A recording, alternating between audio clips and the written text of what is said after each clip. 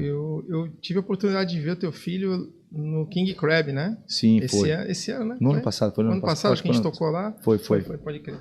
E aí você falou, a gente bateu um papo ali, você falou, olha, ele tá... Ainda não chegou no ápice ainda, né? Da maturação física. Ele é um menino novo. Ele estava já arrebentando lá. Acho que o teu boxe acho que ganhou bastante. Ele tem 22 anos. Na categoria lá. O pessoal tem muitas categorias, né, cara? Então, assim, ganhar é uma coisa relativa. Mas o tempo dele foi bom. Tem várias categorias, então, assim, você ganhou. Meu filho já ganhou outros eventos também muito bons também. Só que o legal é que ele está numa fase que ele está crescendo, né? E a tendência é ele ficar cada vez mais forte. Hoje o menino tem 1,80 m, quase 90 quilos. O cara é um cara grande, tá? E você olha para ele é uma criança ainda. Uma criança, mas tem 22 anos, mas imagina daqui a 5 anos. Maturação física que ele vai ter daqui a 5 anos. Então, é uma coisa que é formada com o tempo. Então, o treinamento, ele é uma coisa que não é uma coisa muito rápida, entendeu? Assim, o cara chegar numa baita de uma performance leva um tempo para preparar o cara. O legal do CrossFit é que, assim, acho que ele veio com uma novidade que, assim, antigamente, por exemplo, a musculação, que era uma atividade para o corpo, era algo paralelo a uma atividade que você fazia. Eu pratico surf, faço musculação para ter um melhor rendimento. O CrossFit virou um esporte, um estilo de vida, né? Vocês vieram com uma força tão grande que a galera virou isso não como algo paralelo, assim como principal, né? O pessoal parou de ficar como parte de preparação física. Hoje em dia a gente usa o CrossFit, ou os outros esportes, pela quantidade de caixa que a gente tem e de informação que a gente consegue cruzar, ele dá uma boa base para qualquer esporte. Então a gente fala que o CrossFit é o esporte dos esportes. Então se um cara que por exemplo, a gente tem lá os movimentos fundamentais, princípios básicos.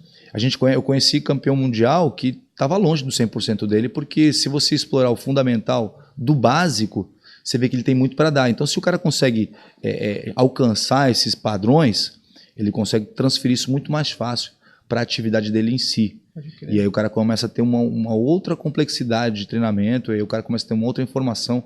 Isso vai favorecer muito ele nos outros esportes. Tá? Uma vez teve uma matéria que repercutiu muito de acho que um acidente que teve no CrossFit e tal. E eu ia te perguntar, o CrossFit ele é perigoso? Porque muitas pessoas, vamos dizer, o desinformado, tu fala pro cara, vamos fazer CrossFit? Isso aí dá lesão, isso não sei o quê.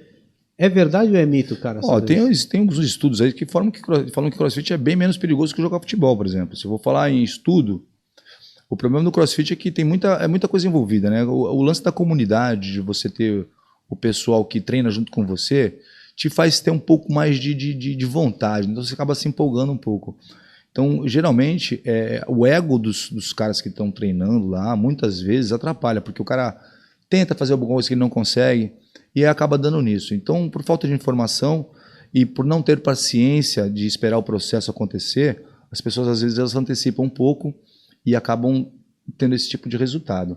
Mas não é uma constante. O CrossFit bem feito ele é muito seguro. Tá? A parte de pré-habilitação, que a gente chama de preparação, ela é muito consistente. E se a gente trabalhar o básico e fundamental, não tem como dar errado.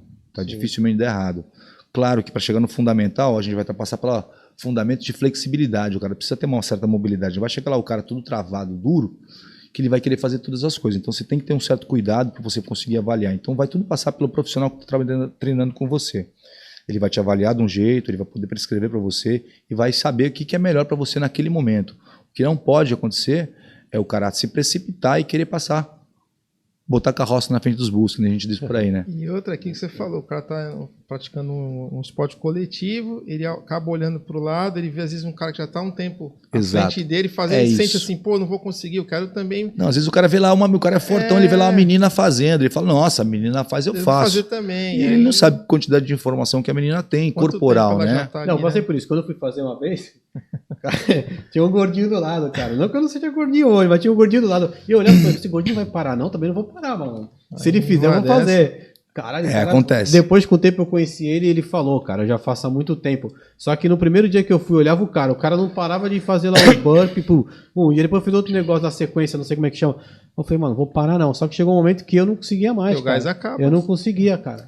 O legal do treinamento bem feito é que a gente também te ensina a treinar, né, cara? A gente chama de... você imagina, você vai fazer um workout que dura 10 minutos. 10 minutos não é muito tempo. Você tem uma tarefa para fazer. E às vezes você por intensidade, são vários fatores, tá? Então, assim, não é só sair fazendo. Você tem que saber com quanto você consegue de esforço naquele tempo relativo e dividir o esforço. Por exemplo, você vai começar um workout, você já começou a ter 1 minuto, teu coração está na lua. Você pensa assim, será que eu consigo segurar mais 7 minutos sentindo o que eu estou sentindo? Então, assim, você tem que saber dosar. Então, a gente tem um workout, apresenta lá o tempo prescrito, mais ou menos. Fala assim, isso daqui tem que durar isso daqui de tempo.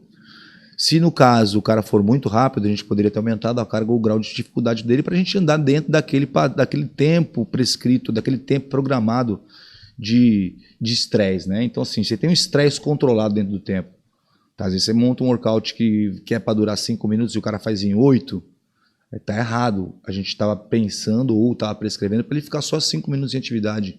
Então foi muito pesado para ele. Então a gente tem que saber dimensionar o estímulo para ele, para que seja feito dentro daquele tempo que a gente está prevendo.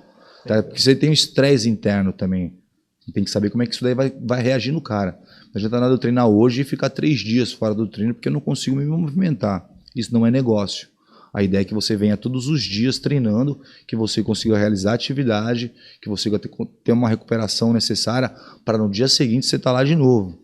Porque o treinamento é uma constância, tá? Não é um dia. Da hora. Tá.